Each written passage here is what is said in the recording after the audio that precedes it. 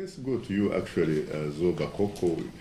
You served as a senior cabinet minister in the government of General Yoweri Kaguta Museveni. I sure did. You know as well as I do that Washington regarded him at one point, I don't know whether they have changed that perception of him, as one of Africa's beacons of hope for African democracy. By the mere fact that Museveni has been invited next week to meet with President Obama as one of the African leaders, I think it shows that Washington still looks favorably at President Museveni, as they earlier on described him as one of the new generation, or the new breed of leaders who are going to change Africa. What about his status as a beacon of hope for African democracy? As a matter of fact, I remember I was at Nakasero State House in 1997. I was on a trip of then Secretary of State Madeleine Albright. And she was standing next to him, and she said, "You are the beacon of hope for African democracy." I couldn't believe it. I think that beacon of hope, or that light, has died out. It has died out because I lived in Uganda at the time. I grew up at the time of Idi Amin, and my life was shattered. I have never enjoyed my youth. And as Madeleine Albright said, we felt that Museveni was a beacon of hope. And I think that beacon of hope died. Because if you look at the time when Museveni came to power in 1986, President Museveni said he came to power because of leaders who did not want, who hung on to power, who did not want to leave that sweet chair of presidency. And if you look at all the years added of President Obote, President Amin, and all the others, you add the years together, President Museveni has actually stayed on power much longer than all those years combined. My Nigerian brothers and sisters have a very good concept for that. They call them sit tight. Well, he certainly has been glued to that chair. In 2008, I was sitting watching my television, and that night I saw President Obama being elected. And early in 2009, I saw President Bush handing over power to President Obama. I was 53 years old. I had never, ever in my life, not in Uganda, not in Congo, not in Sudan, the countries that I had lived in, had never seen a single president hand over power to another one. And I cried, because what is wrong with our people? What's wrong with our presidents? When President Museveni came to power, I was returning from exile from Congo, and I believed him and thought that he was telling the truth, and that he would be in power for a few years and hand over power. And that came to pass in Shaka. Is it his problem?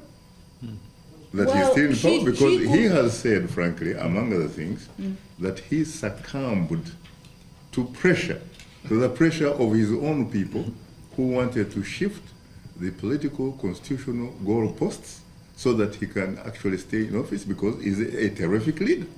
I think if we look at the case of South Africa, President Mandela, who is a statesman, this man could have decided to stay in power forever, just like President Museveni and his lot. But he was smart enough, and he understood the importance of good governance and democracy. And he left power and allowed another person to take over.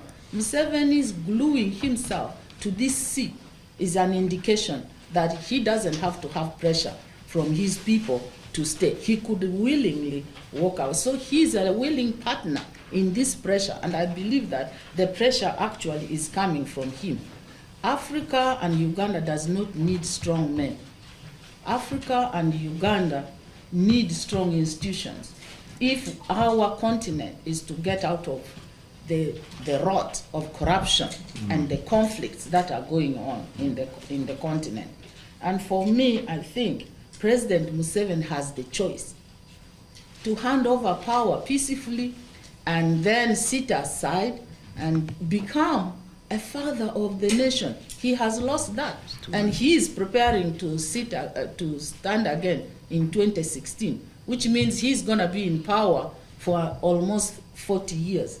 You go to 35 years after 2006. There is a saying, Zoe, that no society gets a leadership that it desires.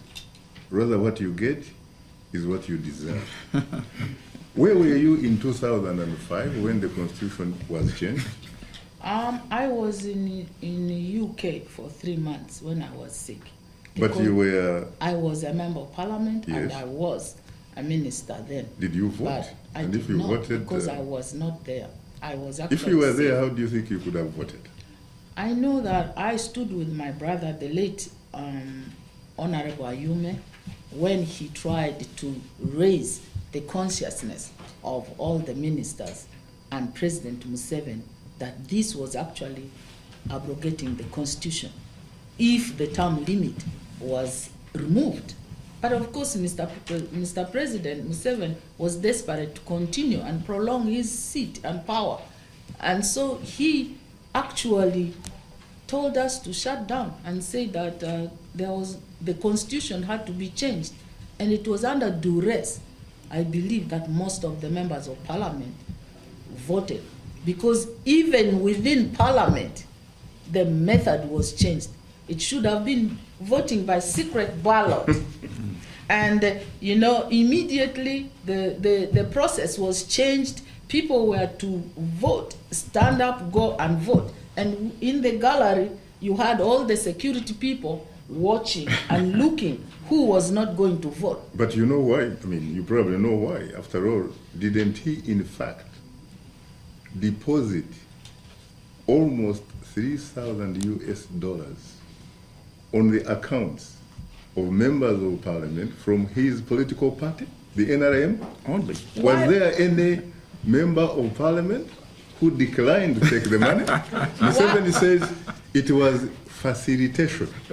Others, of course, say it was a bribe.